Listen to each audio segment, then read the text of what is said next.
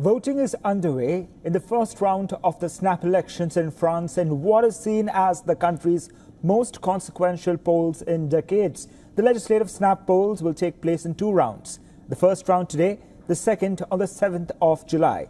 Voting opened at 8 a.m. local time and is scheduled to end at 6 p.m. local time. But polling stations in Paris and other major cities are expected to stay open till well after that. In France's overseas territories, the voting process started on Saturday. Residents of the tiny French archipelago of Saint-Pierre and Miquelon off the coast of Canada were the first to cast their ballots in the first round of the election. Que quand bien même on habite à l'étranger, on reste citoyenne française, ça ne nous détache pas de là où on vient. J'ai de la famille là-bas, j'ai encore ma vie en France d'une part. Donc pour moi, oui, c'est important de voter étant à l'étranger parce que on peut tôt ou tard, on ne connaît pas l'avenir, je pourrais effectivement rentrer au pays. France's islands in the Caribbean and the South American territory of French Guyana also voted on Saturday.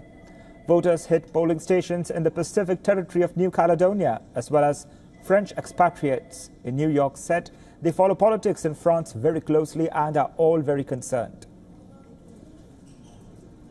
Je pense que c'est important de voter, oui, où qu'on soit. La France nous propose de voter, y compris quand on n'y réside pas. Je pense que c'est important. Et de, à nouveau, resserrer le lien et montrer qu'on appartient toujours à la communauté.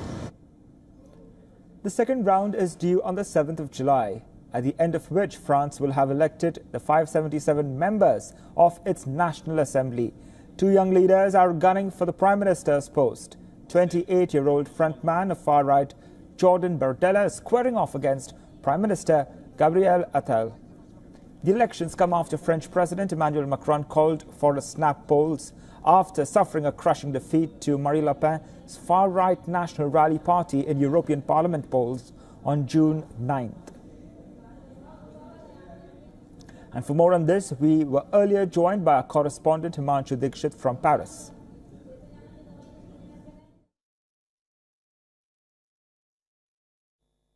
What I can tell you is that I've been living in France since 2014 and never have I experienced such a big political turmoil here. We have to remember that Macron had called these elections because he suffered a huge blow in the European Union elections.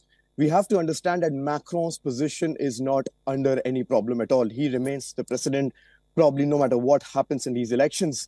However, why he called these elections is something that even the biggest political pundits are unable to understand. What most people are saying is that the reason why he called these elections was because he wanted the left wing of the party to probably join with him and give them less time frame to prepare for the elections. However, but that has not happened. What we also have to remember that these elections could end up in a very unprecedented situation for the French politics.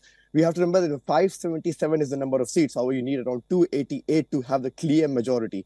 You do not get a clear majority, then the problem arises because both allies, you have to remember there are three key political parties who are involved here. There is a far right coalition which is led by Marine Le Pen and Jordan Bardella. Then you have the extreme left, the center left, who have created their own alliance, which is called the Front Populaire. And then you have the Macron. Macron, as of now in the polls, is at the number 3 position. Both allies have said that they will not have any tie-up with Macron if there is a hung assembly, which probably means we do not know what could happen in the future, because in that way we will have probably no government in France, and what will happen after that is something that we will all have to see. For all the latest news, download the WION app and subscribe to our YouTube channel.